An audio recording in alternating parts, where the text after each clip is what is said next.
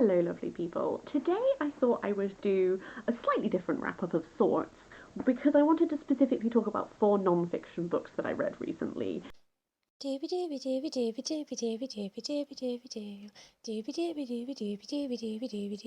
Vlogs. The 4 books I'm going to talk about are Helen of Troy, Goddess Princess Whore by Bettany Hughes, Scoff, A History of Food and Class in Britain by Vogler, Entangled Life, How Fungi Make Our Worlds, Change Our Minds and Shape Our Futures by Merlin Sheldrake, and 32 Words for Field, The Lost Words of the Irish Landscape by Manchan and Magan. I'm going to start with this one because it's in my hand. This is a book that I actually bought for my partner for Christmas, and then they lent it to me and I read it, and I had a really lovely, interesting time reading this. This is essentially it's looking at the Irish language. He's not a linguist, so it's not a formal linguistic book. It's more of, he's a writer, there's almost like a poeticism to a lot of this. He's very passionate about the Irish language, and a lot of what this book is doing is making sure that these phrases and meanings of words that are not found in the dictionary or have been purged from the dictionary are not lost forever. So a lot of this is to do with stuff like, as it says, 32 words for fields. He tells you a lot of words that you won't find in dictionaries, but that are lovely and beautiful, and like turns of phrase and idioms, like what they mean literally, and then what they're often mistranslated as, or more generally translated as.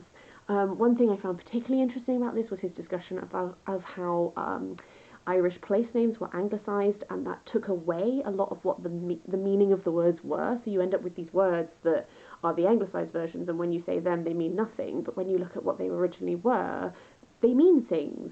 And how interesting are the things that they mean? Throughout all of this, he is so passionate about preserving the Irish language, and I think that's wonderful. He very much comes from a family that were very politically engaged, and he was very much brought up with the understanding of the importance of preserving the language, and that really strongly comes through. Occasionally there were like a few moments where he would like throw things out there, like theories and stuff like this. I would just be like, citation needed.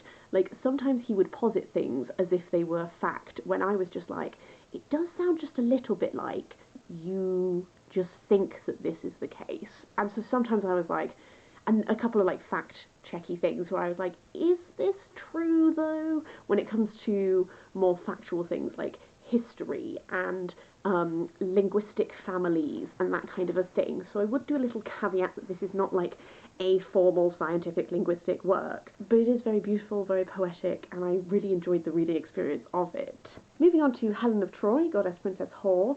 I love this book so much. This is a 5-star book for me. That one was a 4-star, this one is a 5-star. I love Bettany Hughes already. I love her presenting. I love her books. I have technically read this one before, but not all the way through. I studied it when I was at university because I did a whole module on Helen. She really takes you through, looking a lot at like archaeology, our primary sources, stuff like this. Like, if Helen did exist, what would Helen have been like? Whether that is, what would her power have been like how powerful would she have been? What would she have like physically worn? What would she have physically looked like? How did ancient peoples in this particular place like do makeup and hair and all of that kind of thing? How would she have accessed wealth? Like, what would her wealth have looked like? What would the physicality of the buildings that she would have existed in been? All of these kinds of things. And then as we go forward, we also bring in literary sources, and we look at different approaches to Helen. Like, why do we have this idea of Helen as this like whore? Like, where has that developed from? Because was it in the original sourcing? Like, there are places that viewed Helen as a deity. They definitely weren't calling her a whore, unlike a lot of modern translators have done. That kind of thing. And it was just, I have a lot of feelings about Helen of Troy / Helen of Sparta, because I think she's a figure who is so easy to malign, and it frustrates me often when I read like modern books that are writing back against Greek myth, so say under the guise of empowering women and giving voices to the women who are usually overlooked in texts, but often they do fall into the trap of still villainising Helen. For example, Margaret Atwood, the Penelope ad, and others. I just think it's a really easy reading to go, oh, she's a vapid whore, and I think that there is actually a lot more depth, and especially if you look at literary traditions and like I also really love the tradition of eidolons, and I don't necessarily always love it, but I love examining it as to like why is this necessary to justify this person, etc., etc. Like take away some of take away some of the judgment on this figure, stuff like this. I have so many Helen thoughts and opinions, and this was just like a joy to read.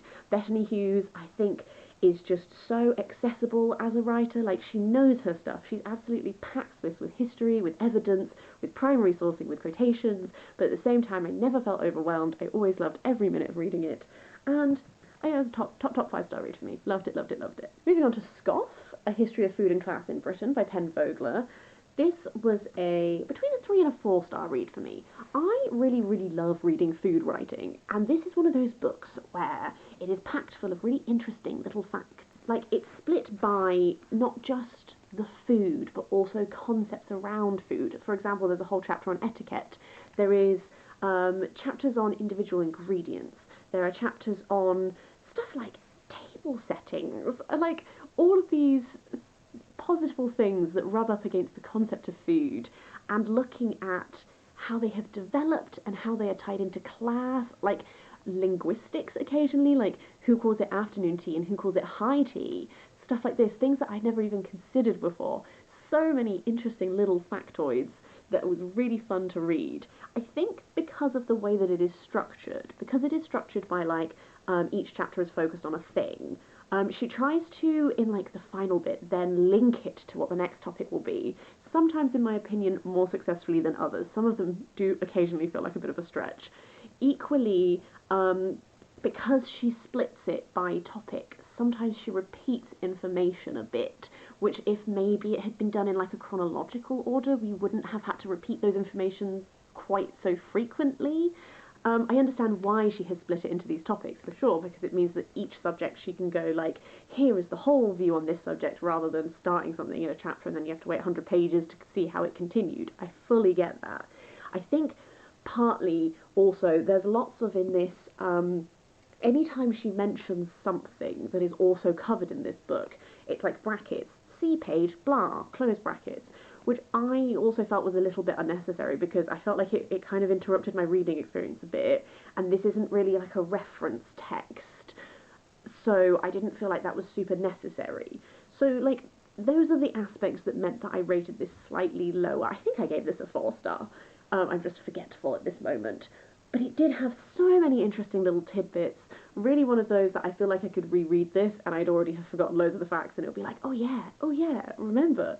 And definitely one that gives you lots of things that you can then pass on to other people and be like, did you know? Blah, blah, blah. I love a fun fact. I apologise to all the people in my life for sharing all my fun facts. Finally, Entangled Life. I thought I would end on this one because I absolutely adored this. This was another 5-star read for me. I have come away from this book essentially feeling like it has fundamentally challenged my concept of intelligent life forms, and I'm thrilled about that. Merlin Sheldrake feels like one of those people who'd just be so interesting to just sit down with and be like, just tell me about some stuff, mate. Just chat to me. This covers so much to do with fungi, covers lichens, other things like that, and I had the most wonderful time reading this. Every chapter sort of explores like a different topic. Like, one chapter is all about the mycelial network, the chapter is all about like how plants functioned before they grew roots, like stuff like this. My main thing about this is the whole time he's really asking you to question why we have to anthropomorphize things in order to view them as intelligent. Fungi are so alien to us. Like, everything about how fungi function and grow is so completely different to humans. They are so intelligent and they bring so much to this world, and frankly, like, we wouldn't have a world without them. They predate us by so much. They are fundamental to helping these networks of trees and plants like communicate with each other, connect with each other. There's like a symbiosis element with things.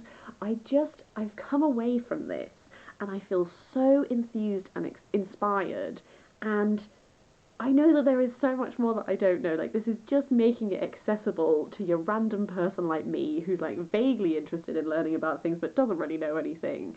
And it made me so excited to discover and learn about a being and a way of being that is completely different to my own, and to just be like, we still don't even understand so much about fungi because we've never properly studied them until more recently. There is so much to learn, and there is so much, not just like there's so much they can give us, because that's, again, positing this thing around ourselves as humans experiencing the world. It's more just that they are so fascinating, that there is so much more that we can discover and learn about them that will hopefully continue to challenge our ways of thinking about being. And I loved it, I loved it, I loved it. Those are the 4 books I wanted to talk about. I would really love to know if you have read any of these. What were your thoughts on them? Did you love them like I did? Did you hate them? I won't mind hearing differing opinions.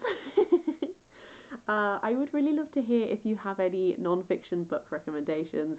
It is a genre that I love, that I tend to read between like a quarter to a third of my reading every year ends up being non-fiction, but I think occasionally it falls by the wayside because I get distracted by fiction, and I sort of, part of the reason of making this video is to remind myself of how much I love reading non-fiction books and how much I get enthused and they make me feel vibrant, and yeah, I'd welcome any recommendations. Otherwise, I hope you're having the loveliest of days. I will see you next time for something different.